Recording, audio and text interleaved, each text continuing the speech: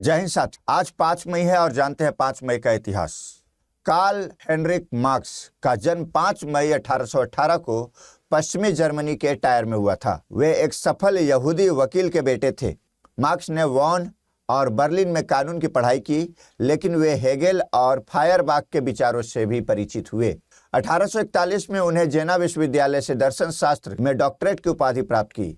1843 में कोलोन में एक उदारवादी समाचार पत्र के संपादक के रूप में कुछ समय तक काम करने के बाद मार्क्स और उनकी पत्नी जेनी पेरिस चले गए, जो कट्टरपंथी विचारों का केंद्र था। वहां वे एक क्रांतिकारी कम्युनिस्ट बन गए और अपने आजीवन सहयोगी फ्रेडरिक एंगेल्स के साथ मित्रता की। फ्रांस से निष्कासित होने के बाद मार्क्स ने ब्रुसेल्स में 2 साल बिताए, जहां एंगेल्स के साथ उनकी साझेदारी और भी गहरी हो गई। उन्होंने मिलकर कम्युनिस्ट घोषणा पत्र नामक पुस्तिका लिखी, जिसे 1848 में प्रकाशित किया गया और जिसमें जोर दिया गया कि पूरा मानव इतिहास वर्ग संघर्षों पर आधारित रहा है, लेकिन अंततः सर्वहारा वर्ग की जीत के साथ ही ये संघर्ष समाप्त हो जाएंगे। मार्क्स एक अत्यंत प्रभावशाली क्रांतिकारी विचारक और दार्शनिक थे, लेकिन वे अपने विचारों को अपने जीवन काल में कार्यान्वित होते देखने के लिए जीवित नहीं रहे, लेकिन उनके लेख ने आधुनिक अंतर्राष्ट्रीय साम्यवाद के लिए सैद्धांतिक आधार तैयार किया। 1849 में मार्क्स लंदन चले गए, जहां उन्हें अपना शेष जीवन बिताना था। कई वर्षों तक